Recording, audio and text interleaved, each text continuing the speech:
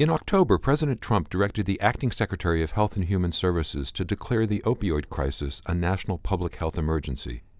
In the years leading up to that decision, 6 states used their own legal authority to make similar emergency declarations. I'm Stephen Morrissey, managing editor of the New England Journal of Medicine, and I'm talking with Lainie Rutkow, an associate professor of health policy and management at the Johns Hopkins Bloomberg School of Public Health. Dr. Rutkow has co-authored a perspective article about the role of emergency declarations in combating the opioid epidemic. Dr. Rutkow, you write in your article that emergency declarations typically pertain to natural disasters, infectious disease outbreaks. Have there been other instances in which these declarations were used for non-communicable health conditions, either federal or state? That's a wonderful question, and my understanding after working in this area for over a decade is that this is really the first instance where we're consistently seeing use of emergency declarations to address a non-communicable health condition. And I think there are many reasons for that. One is that the nature of non-communicable health conditions is changing. They've simply become more prevalent over time, and something like the opioid crisis has really emerged to reach the level of what states and federal government by law might consider an emergency. So the 6 states that have issued these emergency declarations include some of the states that have been hardest hit by the opioid epidemic, but not all of them. So why did the governors or health commissioners of these 6 states, but not others, decide to take these actions? So I've been fortunate to have the opportunity to speak with many of the folks in these 6 states who were directly involved in the decision to declare an emergency. And in some instances, for example, in Alaska, the state wanted to implement a standing order for naloxone, meaning that it would be accessible to anyone without an individual prescription. But they realized that legally they needed the emergency declaration in place to do it. Now, other states that may be harder hit by the opioid crisis might have been able to impose a naloxone standing order without formally declaring an emergency. You give one example of a strategy a state could use after making an emergency declaration. Are there other approaches besides that non-prescription availability that states have taken? Certainly. And even in just the 6 declarations that have been issued, we've seen quite a bit of variation. So I mentioned standing orders for access to naloxone.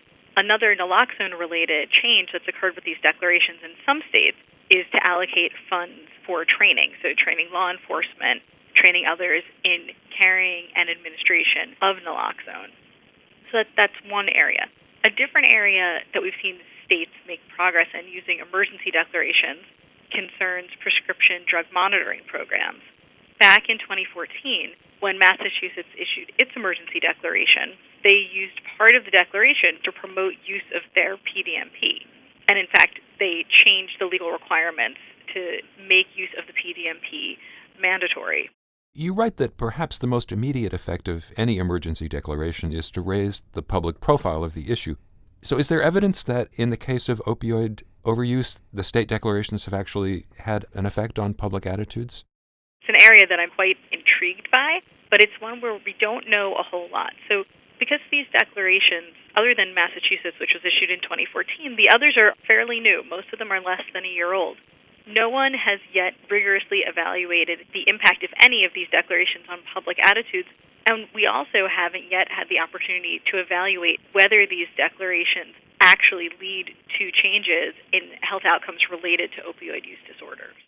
You also talk in your article about the need to balance the use of emergency powers against respect for civil liberties, and that they should be implemented with appropriate legal safeguards to protect vulnerable groups. In this case, what do you see as the vulnerable groups? I think there are many different groups that could be perceived as vulnerable when we're talking about opioid use disorders. But one group in particular are individuals who are themselves struggling with an opioid use disorder. Now, the types of changes that we've seen imposed thus far by the states that have used emergency declarations won't necessarily infringe on anyone's civil liberties. Things like improving access to naloxone, there's really not a downside to that when you're thinking in terms of civil liberties.